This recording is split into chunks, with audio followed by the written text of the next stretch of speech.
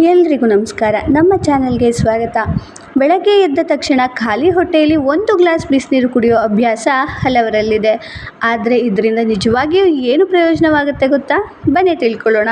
ಮೊದಲನೇದಾಗಿ, ಬಿಸಿನೀರು ನಮ್ಮ ಜೀರ್ಣಕ್ರಿಯೆಯನ್ನು ಚುರುಕುಗೊಳಿಸೋದಕ್ಕೆ ಸಹಾಯ ಮಾಡುತ್ತೆ.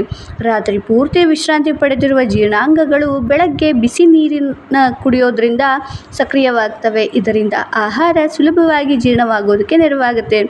ಎರಡನೇದಾಗಿ, ಖಾಲಿ ಹೊಟ್ಟೆಯಲ್ಲಿ ಬಿಸಿ ನೀರು ಕುಡಿಯೋದ್ರಿಂದ ಮಲಬದ್ಧತೆ ಸಮಸ್ಯೆ ಕಡಿಮೆಯಾಗಬಹುದು.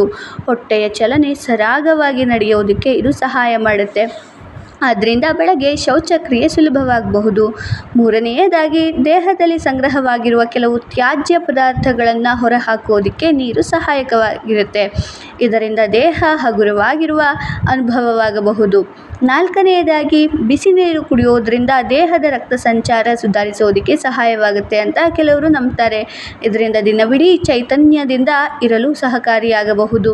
ಇನ್ನು ಕೆಲವರು ತೂಕ ಇಳಿಸಿಕೊಳ್ಳಲು ಸಹ ಬಿಸಿನೀರನ್ನು ಕುಡಿತಾರೆ. ಆದರೆ ಕೇವಲ ಬಿಸಿ ನೀರು ಕುಡಿದ್ರೆ ಮಾತ್ರ ತೂಕ ಕಡಿಮೆಯಾಗೋದಿಲ್ಲ. ಸರಿಯಾದ ಆಹಾರ ಮತ್ತು ವ್ಯಾಯಾಮವೂ ಅಷ್ಟೇ ಅಗತ್ಯ. ಆದರೆ ಗಮನದಲ್ಲಿರಲಿ, ಅತಿಯಾಗಿ ಬಿಸಿ ನೀರು ಕುಡಿಬಾರ್ದು. ತುಂಬ ಬಿಸಿ ನೀರು ಗಂಟಲು ಮತ್ತು ಬಾಯಿಯ ಒಳಭಾಗಕ್ಕೆ ಹಾನಿ ಮಾಡಬಹುದು. ಆದ್ದರಿಂದ ಬೆಚ್ಚಗಿನ ಅಥವಾ ಮಿತವಾದ ಬಿಸಿ ನೀರನ್ನು ಮಾತ್ರ ಕುಡಿಯೋದು ಉತ್ತಮ. ಹಾಗಾದರೆ ಸ್ನೇಹಿತರೆ, ನೀವು ಕೂಡ ಬೆಳಗ್ಗೆ ಖಾಲಿ ಹೊಟ್ಟೆಯಲ್ಲಿ ಬಿಸಿನೀರು ಕುಡಿಯೋ ಅಭ್ಯಾಸ ಹೊಂದಿದ್ದೀರಾ? ನಿಮ್ಮ ಅನುಭವವನ್ನು ಕಮೆಂಟ್ನಲ್ಲಿ ತಿಳಿಸಿ.